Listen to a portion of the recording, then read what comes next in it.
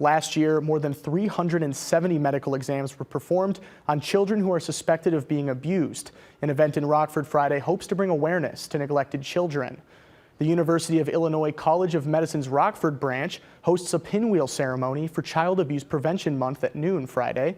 The Medical Evaluation Response Initiative team of the college is responsible for providing expert medical exams to kids who have experienced abuse. To recognize both reported and unreported instances of neglect, pinwheels are placed in the College of Medicine's front lawn. There's only been about 13 child abuse pediatricians in all of Illinois. So if you do the math, there's 150,000 reports every year and investigations that occur. We find about 36,000 kids every year have been abused or neglected.